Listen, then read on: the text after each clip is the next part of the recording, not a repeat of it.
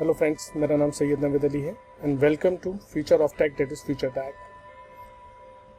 आज हम जो टॉपिक डिस्कस करने वाले हैं, ये प्रोग्रामर्स के दिमाग में और कोडर्स के दिमाग में हमेशा ये सवाल आता रहता है कि मैं कौन सी लैंग्वेज यूज़ करूँ, कौन सी लैंग्वेज बेस्ट होगी, कौन सी लैंग्वेज का परफॉर्मेंस अच्छा होगा।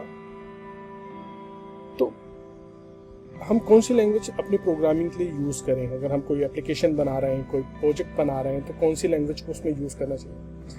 वैसे तो ये सवाल बड़ा टेढ़ा है, बट इसका आंसर बहुत सिंपल है।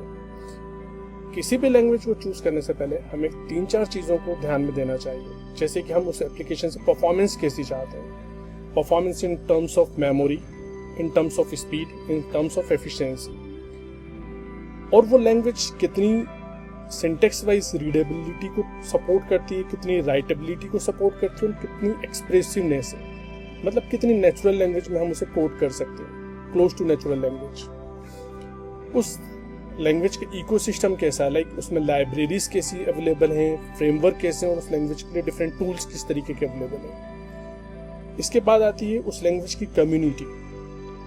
हमें ये देखना चाहिए कि उसकी कम्युनिटी, मतलब उस लैंग्वेज का अडॉप्शन कितने लोगों ने किया है। अगर कल को हमें कोई सपोर्ट की ज़रूरत पड़ती है, कोई बग आता है, हमें उसके लिए कुछ ढूंढना पड़ रहा है, तो वो बग से ऑलरेडी लोग परिचित हैं या उसके किसी फोरम पे आंसर मिल रहे हैं, और कितनी एक्टिविटी है, कितने यूजर्स की एक्टिविटी है, कितने यूजर्स उसको सपोर्ट कर रहे हैं या उसकी लाइब्रेरीज को सपोर्ट कर रहे हैं। इसके बाद हमें यह भी देखना चाहिए कि उस लैंग्वेज में अगर आपने कोड कर लिया तो उसकी मेंटेनेबिलिटी कैसे होगी।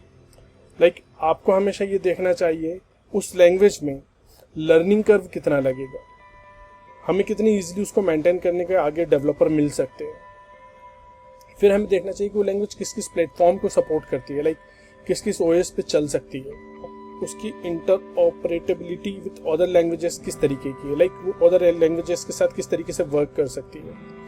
उस लैंग्वेज में सिक्योरिटी कैसी है, लाइक बिल्डिंग सिक्योरिटी है या फिर हमें एक्सटर्नल सिक्योरिटी उसमें इंटीग्रेट करनी पड़ती है, उसमें किस तरीके की वल्नरेबिलिटीज हैं, वो लैंग्वेज कितनी स्केलेबिलिटी को सपोर्ट करती है, वर्कलोड बढ़ रहा है तो उसको कैसे हैंडल कर सकती है, या डेटा साइज बढ़ रहा है तो कैसे हैंडल कर सकती है। तो ये सारी चीज़ें हमें देखना चाहिए। बट सबसे पहला पॉइंट आता है स्पीड, लैंग्वेज की स्पीड कैसी है। तो आज हम यही एक्सरसाइज रन कर रहे हैं, और इसके लिए हम देख रहे हैं कि टॉप लैंग्वेजेस 2024 की कौन कौन सी है। मैंने एक indeed.com की सर्च खोला हूँ, बेस्ट प्रोग्रामिंग लैंग्वेजेस इन 2024, और मैं यहाँ पे देख रहा हूँ नंबर 1 पे C++ है, देन सेकंड नंबर पे जावा है।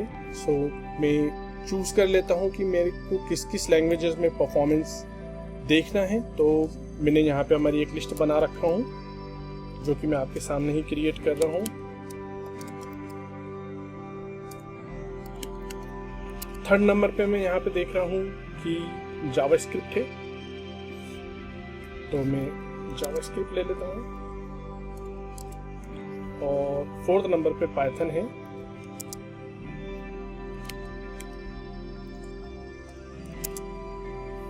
और फिर और लैंग्वेजेस हैं। मैंने सिमिलर टाइप की सर्च परफॉर्म किया हूँ TOB पे, जो सिमिलर मेरे को इंडेक्स फॉर मार्च 2024 लैंग्वेजेस का दे रहा है।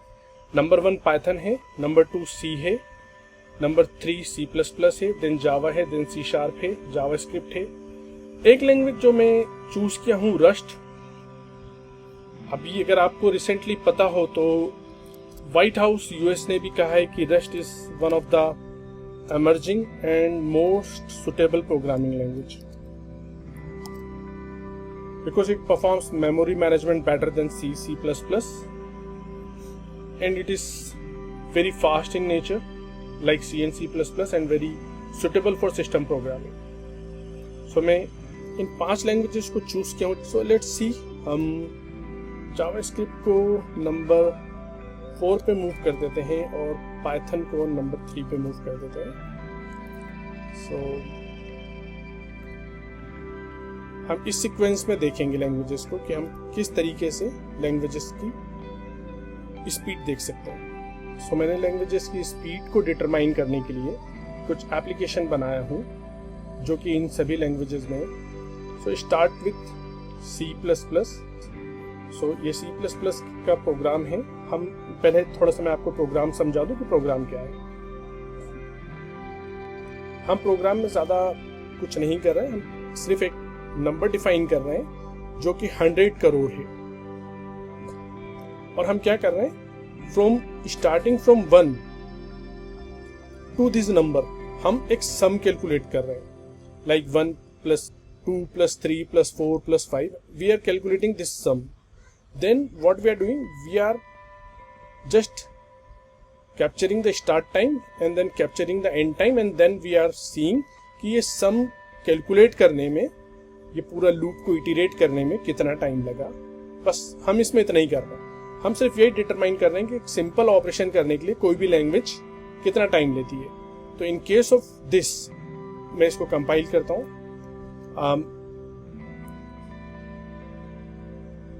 इसको मैं G++ से कंपाइल कर रहा हूँ मेरे मैक पे।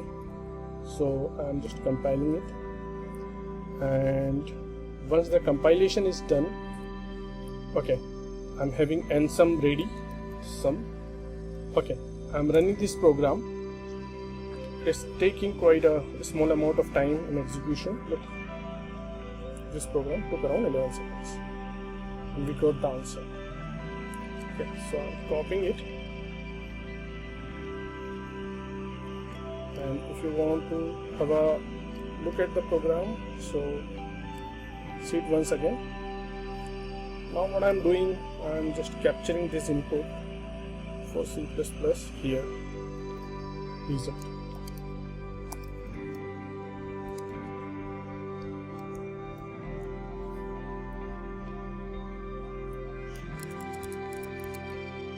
So C++ took this much time.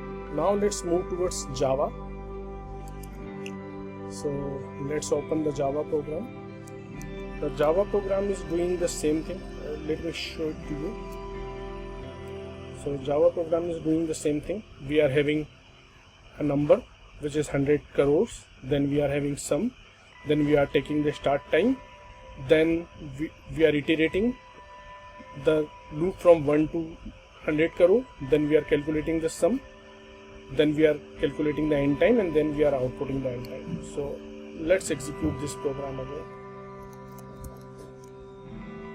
I compiled it. Now I am running it. So मैंने ये Java का प्रोग्राम कंपाइल कर दिया. Now I am going to run this. So to run it, I need to write Java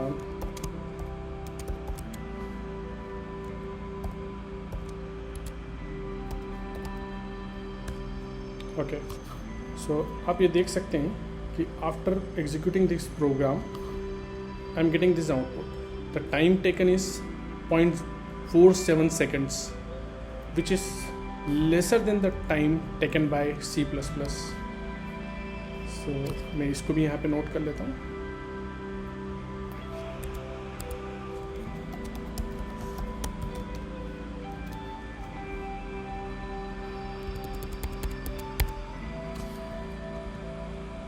मतलब Python के programme को run करते हैं। So to run it, so first let me show you the Python programme.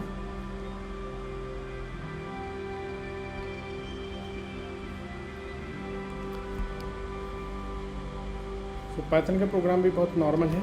हम लोगों ने सबसे पहले एक वेरिएबल डिक्लेयर किया जिसके अंदर हमने 100 crore as a number store किया। Then we declared this sum. Then we captured the start time. Then we created a loop in which we are accumulating the sum from 1 to 100 crore +1, because Python में हमेशा क्या होता है कि जो last number होता है ये इसको कंसिडर नहीं करता है रेंज में। सो लास्ट नंबर को छोड़ेगा तो 1 to 100 करोड़ तक जाएगा। फिर हमने एंड टाइम कैप्चर किया और दोनों का डिफरेंस निकाल लिया इन सेकेंड्स में। सो इसको हम रन करते हैं। Python 3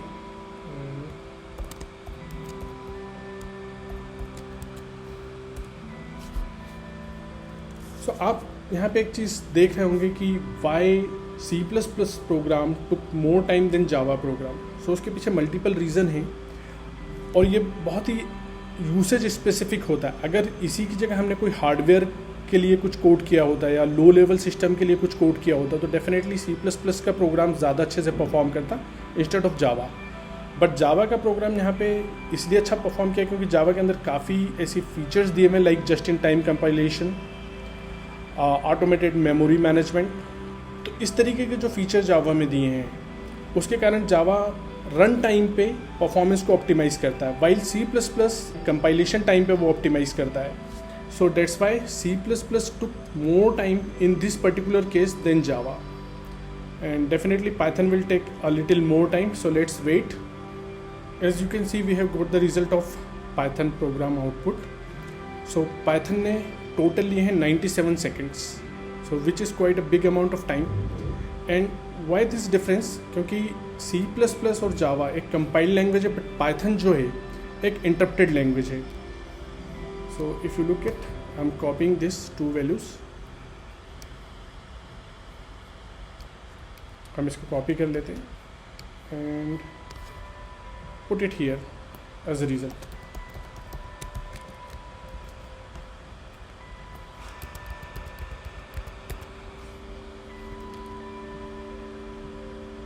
now let's see JavaScript.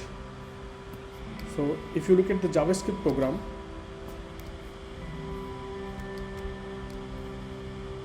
so we did the same thing. We created a variable, initialized it with 100 crore, then we created a sum, then we captured the start time, then we iterated in the loop and accumulated the sum, then we captured the end time, then we created the difference of end time minus start time and put it as a second. So let's compile it.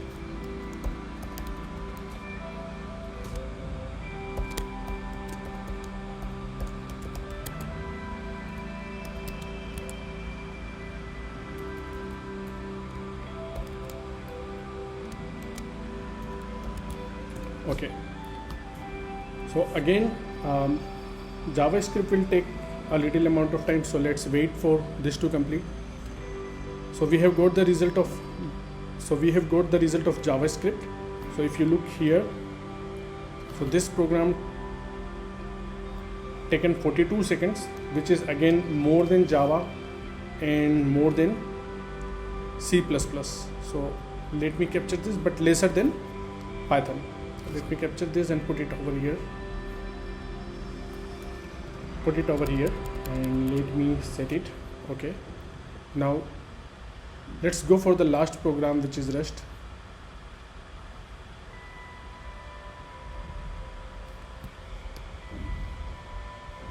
So if you look at the Rust program, it's the same program. We have initialized the variable to 100 crores, then we created a sum, then to hold the sum, then we captured the start time, then we iterated the loop from 1 to 100 crores, then we accumulated the sum, then we calculated the end time, which is elapsed time, then we represented this time in terms of seconds, then we represented this time in terms of seconds. So let's execute this program.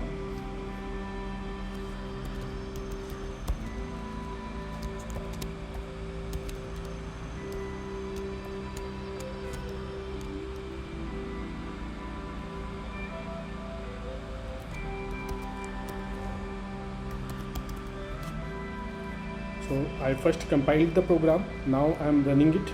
So to run it,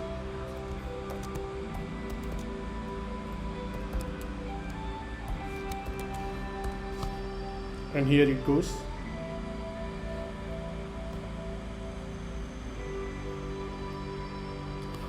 So if you look at the time taken by Rust is 6 seconds only. So this is again better than C++.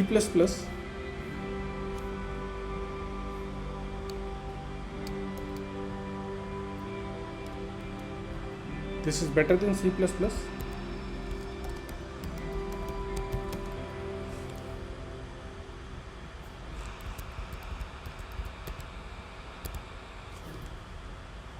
Look at the times taken by different. So the best performer is Java, which is pre-compiled and executing the bytecode only. Then we have Rust. So Rust taken 6 seconds. Then we have C++, which taken 11 seconds. Then we have JavaScript, which taken 42 seconds. And then at the last we have Python, which taken 97 seconds. So now a question arises, even though the performance or the execution time are different, then in which scenario which language needs to be used?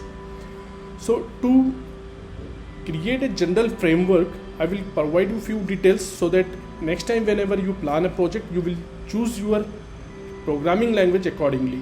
So you will use Java if you are going to create an enterprise level application, which is going to be scale in a complete enterprise, like banking application, e-commerce application, customer relationship application. You can also do web development using Java. You can use Spring and Java EE for web development. You can use Java for Android development. You can use Java for big data processing, like Hadoop and Apache Spark.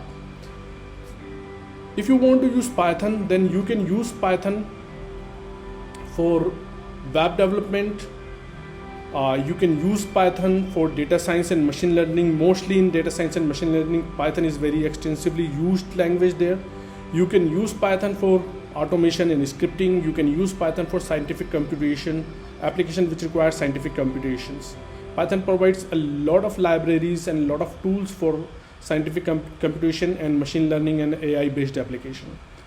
If you want to use JavaScript, you can use it in a web development, you can use it in a API development, you can use it in a microservices, you can use in real-time application like chat application and gaming platforms application.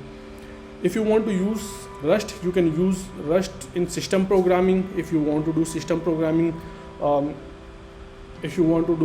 system programming level of applications, where performance, memory safety, concurrency are very critical. So आप वहाँ पे use कर सकते हैं. जैसे कि आप operating system design कर रहे हैं, आप रस्ट यूज़ कर सकते हैं. आप कोई गेम डिज़ाइन कर रहे हैं, आप वहाँ पे रस्ट यूज़ कर सकते हैं. आप कोई वेब असेंबली डिज़ाइन कर रहे हैं, आप वेब असेंबली में रस्ट को यूज़ कर सकते हैं. आप कोई नेटवर्क बेस्ड एप्लीकेशन बना रहे हैं, कोई चैट एप्लीकेशन बना रहे हैं, या कोई वेब सर्वर ही डिज़ाइन कर रहे हैं, तो आप वहाँ पे रस्ट यूज़ कर सकते हैं. C++ सिमिलर यूज़ केस है जहाँ पे आप रस्ट यूज़ कर सकते हैं, वहाँ पे C++ यूज़ कर सकते हैं, like low level programming, hardware programming, kernel development, games development. You can use C++. Performance critical application, trading platforms, real time application which requires high graphics, तो आप वहाँ पे यूज़ कर सकते हैं. या आप एम्बेडेड सिस्टम की प्रोग्रामिंग कर रहे हैं तो आप वहाँ पे C++ यूज़ कर सकते हैं. सो इसी के साथ मैं ये डिस्कशन ख़त्म करता हूँ. जितने भी प्रोग्राम हमने बनाए हैं, इसका सोर्स कोड और ये रिज़ल्ट रीडमी फाइल मैं गिटहब पे अपलोड कर दूँगा. सो if you can see, this is my GitHub location where I have uploaded this. So मैं यहाँ पे ये सब अपलोड कर दूँगा and you will get it from there. I will share my GitHub URL in the description of this video. आपको अगर video अच्छा लगा हो तो please like and subscribe. Thanks.